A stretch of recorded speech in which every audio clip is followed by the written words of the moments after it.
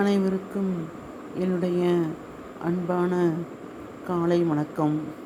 இந்த பதிவில் நாம் எதை பற்றி பார்க்க போகின்றோம் என்றால், ஒரு நாட்டை ஆள்கின்ற மன்னர் எவ்வாறு இருக்க வேண்டும் என்பதை பற்றிய பதிவுதான். அந்த மன்னருக்குடைய தகுதிகள் என்ன, அந்த மன்னர் மக்களுக்கு தேவையான அடிப்படை உரிமைகளை எவ்வாறு கொடுக்க வேண்டும் என்பதை பற்றிய ஒரு பதிவுதான். இதற்கு அசோகர் ஆட்சி செய்த பொழுது அவருடைய ஆட்சியில் நடந்த ஒரு நடப்பை ஒரு கதையாக வெளியிடப்பட்டுள்ளது. அதை பற்றி இப்பொழுது பார்ப்போம். அசோக மன்னர் அவர் ஆட்சி செய்த பேரரசில் சிறந்த தன்னுடைய நாட்டின் கீழ் வரும் பல பகுதிகளை எந்த சிற்றரசர் சிறப்பாக ஆள்கின்றார் என்று பார்த்து நன்கு ஆட்சி செய்பவர்களுக்கு ஒரு பரிசை கொடுக்க வேண்டும் என்று நினைத்தார் அசோகர். அதற்காக அவர் பல மன்னர்களையும் தன்னுடைய நாட்டின் கீழ் சிற்றரசை ஆண்ட பல அரசர்களையும் தொடர்பு கொண்டு ஒரு பரிசோதனை மாதிரி நடத்தி பேசினார்.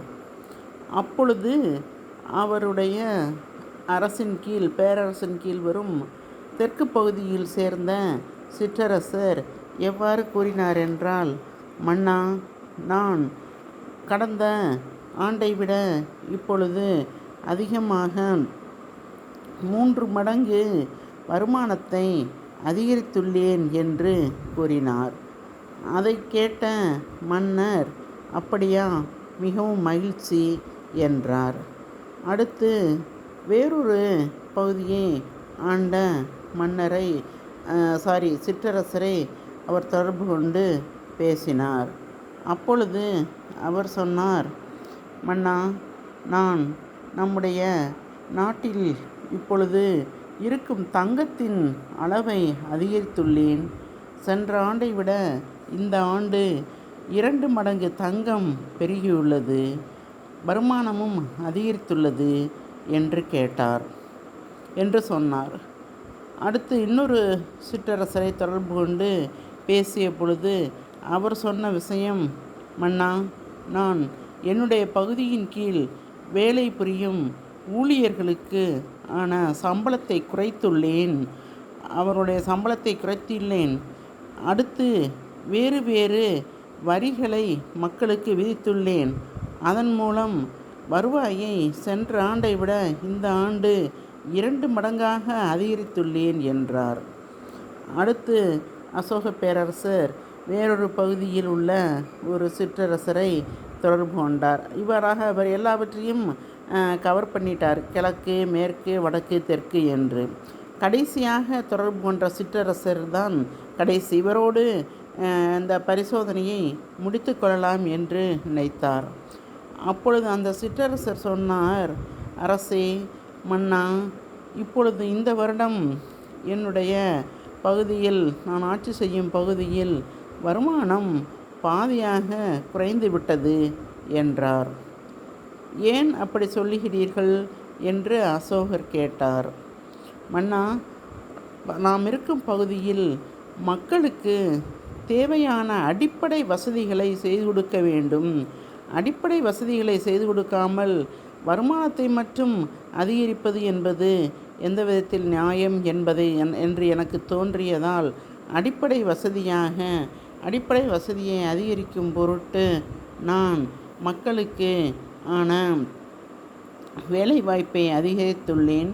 அதனால் பணம் செலவாகின்றது. மேலும் நான் என்னுடைய பகுதி மக்களுக்கு அவர்களுக்கான மருத்துவ வசதி, கல்வி வசதி, தொழில் வசதி ஆகியவற்றை அதிகரித்துள்ளேன். அதனாலும் வருவாய் குறைந்து பாதியாகிவிட்டது.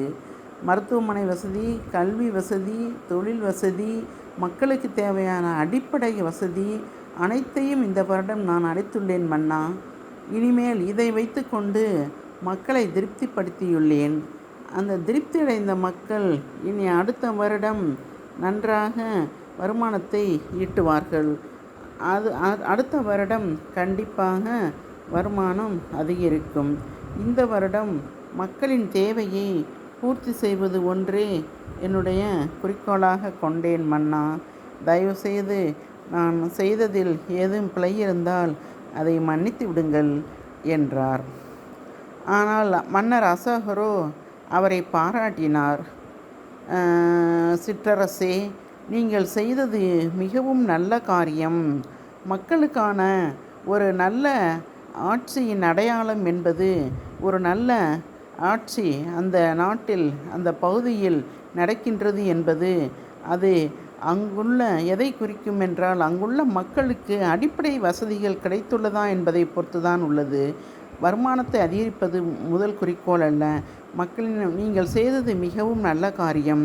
மக்களின் அடிப்படை வசதிகளை அடிப்படை தேவைகளை பூர்த்தி செய்துள்ளீர்.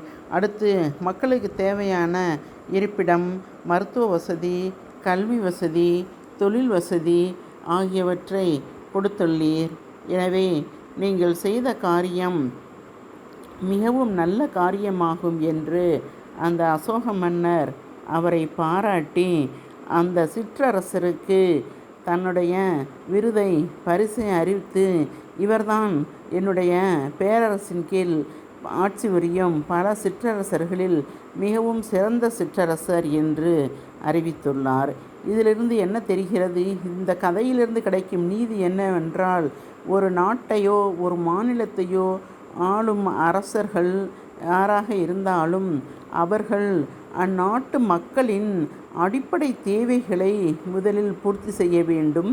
பின்னர் மக்களுக்கு தேவையான கல்வி வசதி, மருத்துவ வசதி போன்றவற்றை அளிக்க வேண்டும் என்பது அந்த காலத்திலேயே அசோக பேரரசர் உணர்த்திவிட்டு சென்றுள்ளார் என்பது புரிகிறது.